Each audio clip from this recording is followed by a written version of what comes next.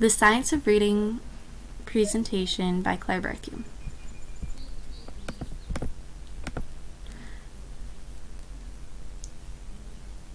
Dr. Moats developed the science of reading, and it is an emerging consensus based on studies conducted across the world in many languages that reveal a lot about how we learn to read. The science of reading creates a well-designed early reading program for students with time devoted to awareness of speech sounds, segmentation and manipulation of sounds, letter formation and writing by hand, phoneme-grapheme correspondences, spelling patterns, and meaningful word parts, also known as morphemes. The science of reading directly relates to Scarborough's rote, which replicates the interdependency between decoding and language comprehension to establish proficient reading.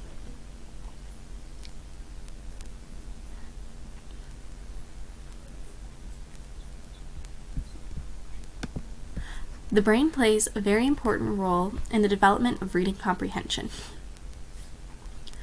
Research from Shaywitz indicates that the parietal temporal lobe and the occipital temporal area in the back of the brain are important to skilled reading, but both have very different roles in reading comprehension. The parietal temporal area has a system that is slow and analytic, that is relied on by emergent readers. The occipital temporal area is the expressway to reading. Evidence-based reading instruction and phonemic awareness and phonetics can change brain activity in struggling readers and assist in the activation and use of other areas in the brain. Explicit teaching has several effects on the brain. The activation of neural networks within the developing brain, which begins to strengthen the connections within literacy skills, weaving Scarborough's rope of language comprehension.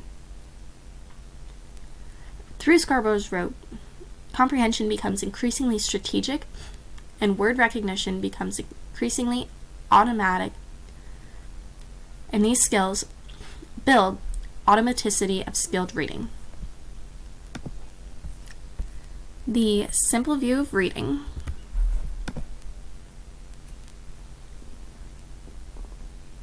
So the simple view of reading is much like a word problem.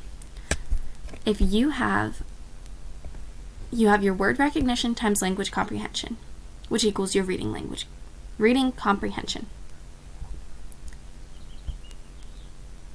If you do not have your word recognition, but you have your language comprehension, does not mean that you have reading comprehension.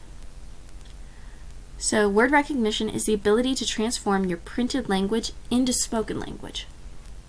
This is done through decoding.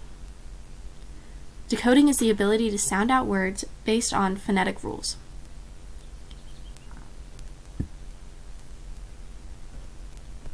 Language comprehension is also called linguistic comprehension, listening comprehension, and just comprehension in general. It is the ability to derive meaning from spoken words when they are used as parts of sentences. So that is your context. So students who have language comprehension have receptive vocabulary, grammatical understanding, and discourse comprehension. You have to have both your word recognition, so that is your understanding of print language, and your language comprehension, which is your spoken language, to have a full understanding of reading comprehension.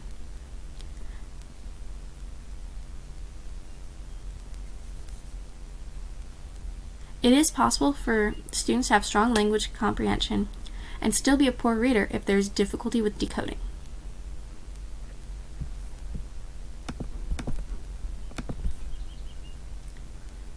So, Scarborough's rope.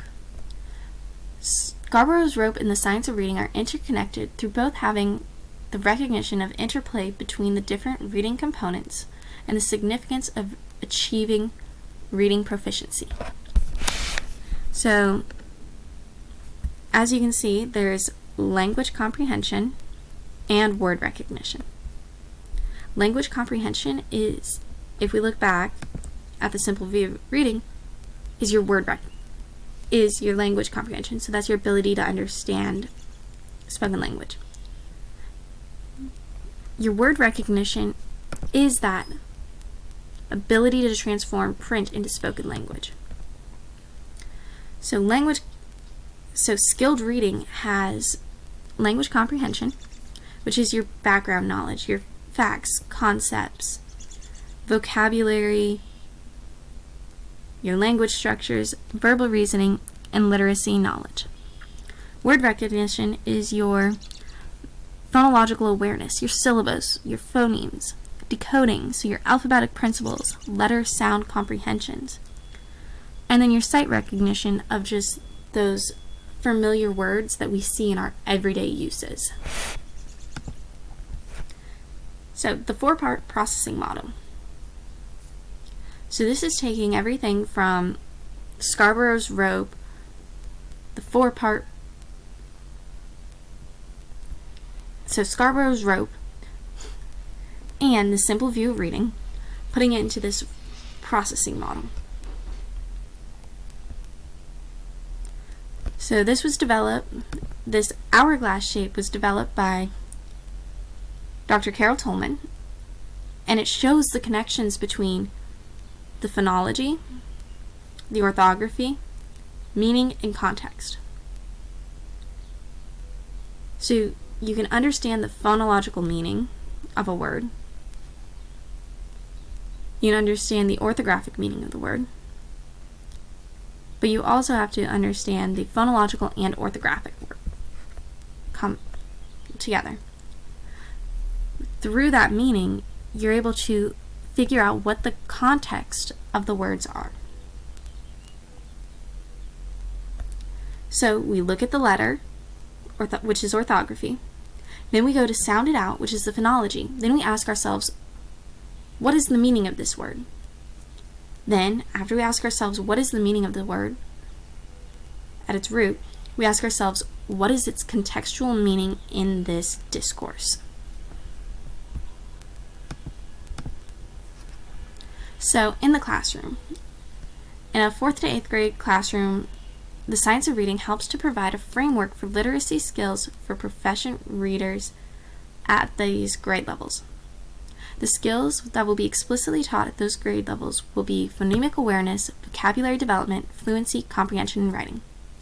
Writing and phonemic awareness will be paired together as students work on spelling, grammar, and paragraph development in their writing development skills.